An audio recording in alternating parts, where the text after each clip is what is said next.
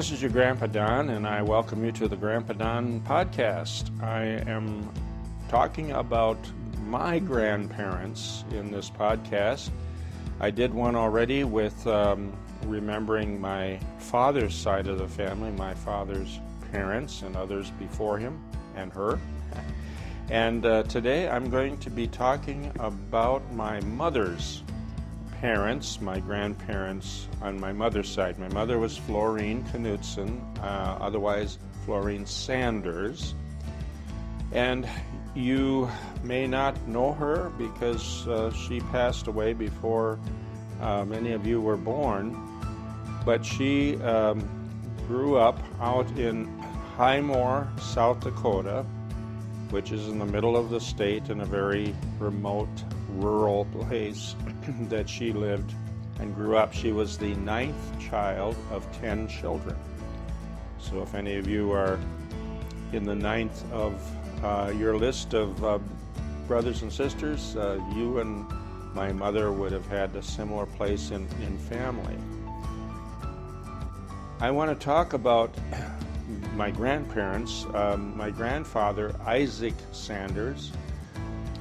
We talked about him as a family when I was a kid as our old grandpa, because he grew up and lived before my dad's parents, and so my mother, being the youngest of a large family of 10 children, that meant that her folks were pretty old compared to the oldest children when they were born, as you can imagine.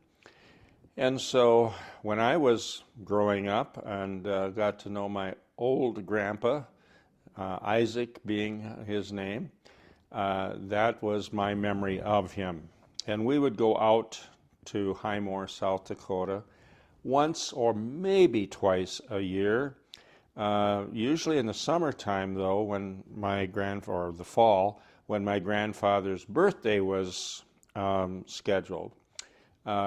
He was born October 2nd, so that was usually approximately the time we would go out to see him. Just to give you a little sense of his age, he was born in 1870, and he was born at Albert Lea, Minnesota, which is a town you can still go visit. He was married at home. The wedding was not in a church, but in the home. And he and his wife, Hattie Hanson Sanders, she was married to him, and there was, and it was February the 3rd in 1900. That's a long time ago.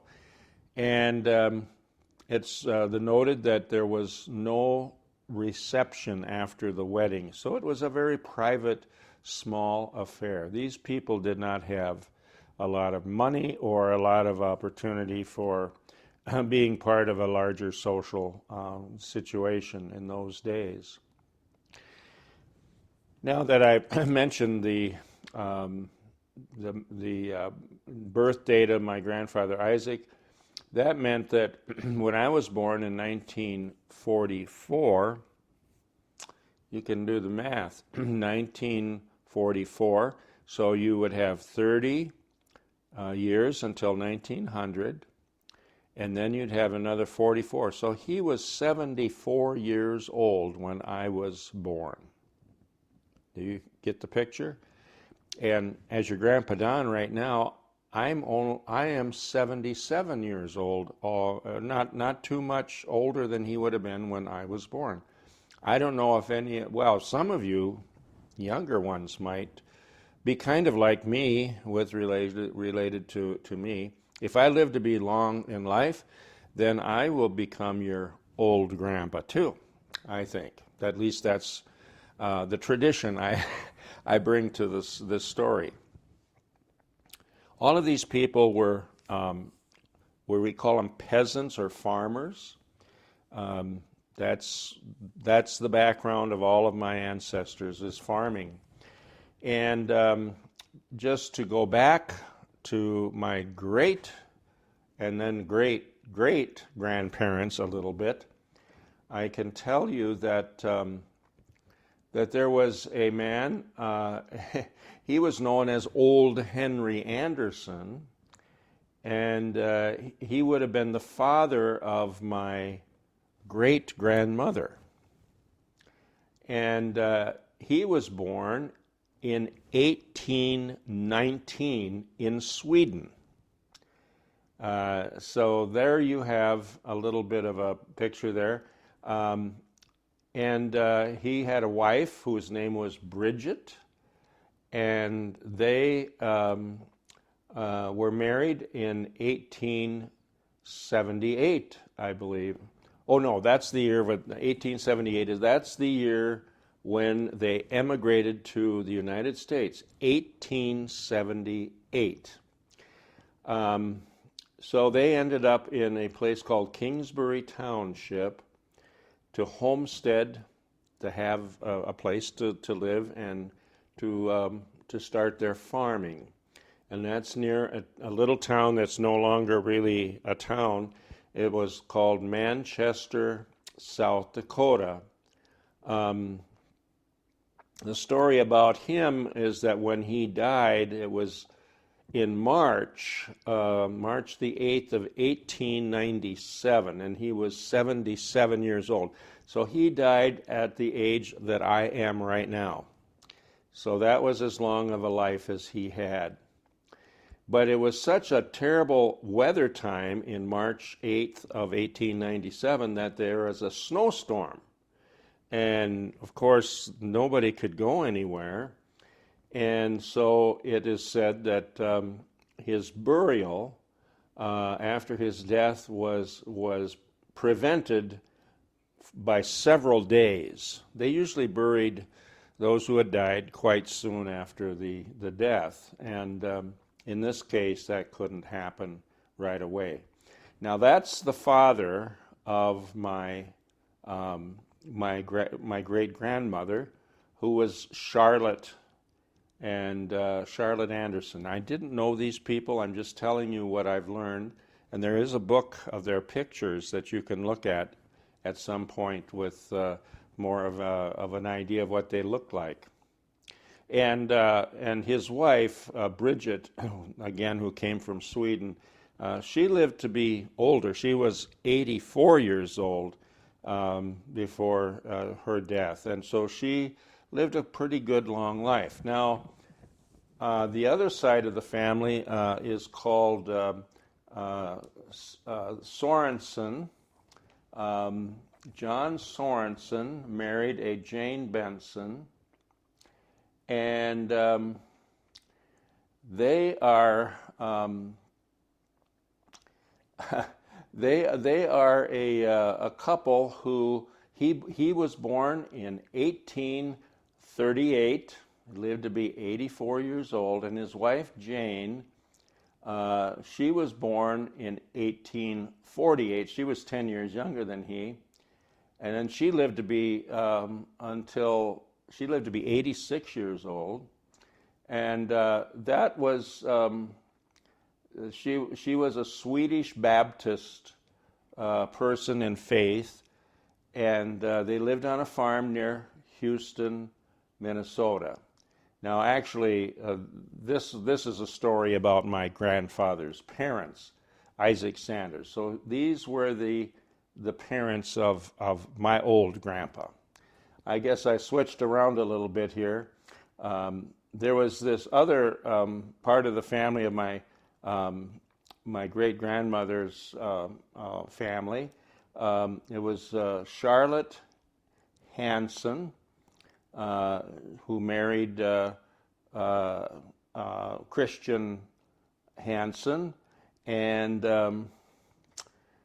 they were the parents of my grandmother, Hattie Hansen. Now, I know that was a lot of little details you probably were kind of bored with, but I'm going to go on to tell you that when I was young, and when I was born, Hattie Hanson Sanders, my grandmother, I did not really know her. Kind of like my great-grandmother on my dad's side, she came to die, and she was 70 or 69 years old, 69 years old only. So her death was in 1947. Now, I was born in 1944, so you know that 4, 5, 6, 7, that means 3 years old is what I was when she died. That's why I don't remember her. But I do remember my old grandpa, and that's what I want to talk to you about. I remember him as an old man out in this farm in South Dakota where there was little or nothing out there. It was very barren, no trees at all. There was farm, and there was a barn, and there were some cows, but it was a kind of lonely looking place to me. I definitely have memories of that. As a child, I'd go out there and I'd sit there and I'd hear all the wind blowing, and then later on I actually wrote a poem about my grandfather, my old grandpa. And I'm going to just read that for you, and it might be a way of telling the story about him, some of the things that I remembered and what I felt like when I was visiting him. So the poem starts that we drove, my parents and my brother and sister, from our farm, we drove 150 miles to see him sitting in his rocking chair, smoking a cigar after dinner in the living room. I was a child. He was 80 years or more. He had built the house when he was younger, where he still resided.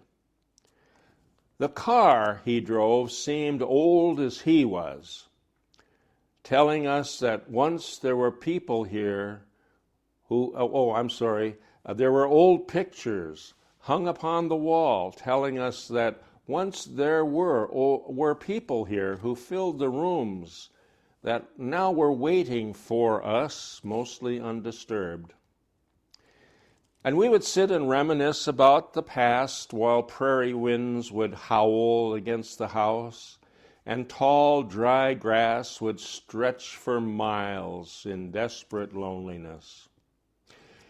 Now, one year he fell down from the roof of his garage and somehow managed to survive without a broken bone. It really was a miracle. His wife, Hattie, died soon after I was born, so I never knew her. But he lived alone, except for Uncle Bill, who was half paralyzed by a stroke. And if you know what a stroke is, that's a kind of problem that happens when part of your body becomes unable to move because of some blood clotting or whatever you might say. Maybe your mom or dad can talk to you about what that would be if you don't know. But he had a stroke. He was my mother's brother, so my uncle. He was half paralyzed by the stroke. My grandfather was a man who saw the Indians as they trudged their way across the land, filling up with people like himself. And he saw his children grow and move away. He fought the drought that killed the trees that he had planted, and yet he still remained. He lived in aging isolation on a farm in central South Dakota, and he seemed content with his solitary life. It was his home. And there he stayed until he died. But in my mind, I will not forget this man who lived upon a dry and barren land, which was the home that my mother used to know. That's where my mother grew up, out in the middle of a very rural place in South Dakota. And that was my poem I read that to you that I'd written now quite a long time ago as I was thinking about him. So one of the things that we would do on his birthday, and there's pictures of this, we would go out to the farm in October, and my mother would always bake a cake and make it, and it was a 3-tiered cake. And then on top of the cake, she would put candles. And I have one picture of him. He's smoking a cigar, or he has it in his mouth, and he's holding this cake, and it must have been 80, I don't know how many candles, but I know that it was a lot of candles, because they're just sticking out everywhere, and of course they're not lit. But I think of this as one of the more interesting pictures of this poor old man. My mother made him stand out in the sunshine to take his picture, and he's got his, overalls on, we call them. That was part of the farm life that he had. And but that was how we celebrated. And so I have a picture of him when it says that he was 85 years old. There was another one when he was 89 years old. And now my mother put on top of the cake, she just put the numbers, you see, like sometimes we do, even today. And there's another one of him standing out with his cake with 90 on it. He was 90 years old. But the last one that I have of him was sitting down.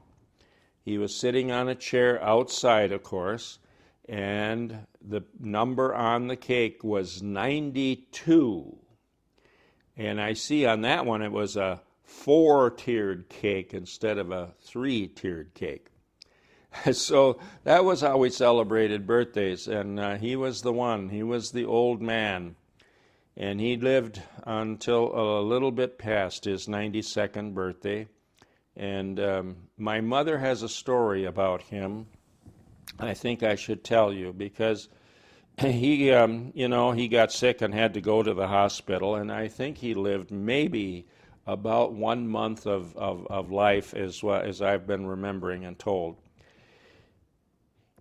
In the hospital, my mother was out to be there, and she got a request from the hospital that her dad, my grandpa, wanted to talk to her, wanted to see her. This was a request she didn't expect.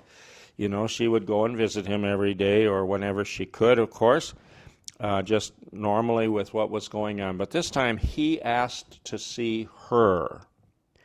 She told me that this was quite a sudden and unexpected request. She didn't know why he wanted to see her. But she went, and then she told me that what he wanted to tell her is that the night before he had a dream. And the dream was that the angel came and told him that he must get dressed because he's going home. And she was stunned that he would tell her a story like this. And then she said that after that, and she heard his story and they talked a little bit, that very night of the day she was told that story, in the middle of the night, he passed away and died. He was going home, and the angel came to tell him, and my mother got to know. That's our spiritual story. He was not a man to go to church a lot, although when the children were younger he did, but in his older age not necessarily so much. But he had a very explicit sense of faith and And it was a story that I didn't know about him really. My mother had told me that he was raised a Baptist.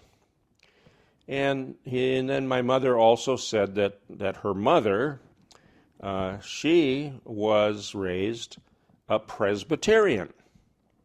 And so that's what I knew from whatever that meant to me. And but my grandfather was Swedish, and my grandmother, I'm not sure all of what she was. There was rumor that there was a little Danish in her family, but that hasn't proven to be confirmed by anything yet. But they were all Scandinavians, of course. So that's all I knew about my grandfather's religion. But what I did find later on, and it's a story in itself, is that his grandmother, yes, I believe that would be the way to say it, she came as a child. No, I may be wrong about this. But nonetheless, the family came to the United States from Sweden because they were persecuted by the church and the country of Sweden at the time, because the Lutheran Church was the official church of the country, and there was one of the relatives, his name is O.F. Nilsson, and he was a part of the relationship. I'm not descended from him, but from his sister. And O.F. Nilsson was the man in Sweden who established the first Baptist church, illegally, as it were, in the country of Sweden. So he's a man known in Sweden by virtue of that history. But that's another story I can tell you about. But my grandfather had that as part of what he grew up with, is that the reason they were in America, had come to the United States, was because of the question of religion and being able to go to church without somebody from the government coming and shutting you down in some way. And that's what freedom of religion meant to them. It meant that they could go to church, whatever church that they were, whatever religion they practiced, they could go to church without harassment or without some fear for their lives, if you can imagine. So that was interesting to find out about that, but my old grandpa, he was very quiet and not a very talkative fella. He was kind and gentle, but very very quiet, and I have good memories of him. So his life and his faith are part of my history too, and that's why I want you to hear about it. And I hope you enjoyed hearing a few of these stories that I could tell you about my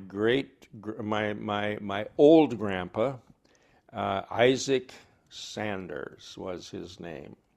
Thanks for listening. I hope we can talk again, and there'll be more questions that you might have about anything else that I could tell you. So until the next time, take care.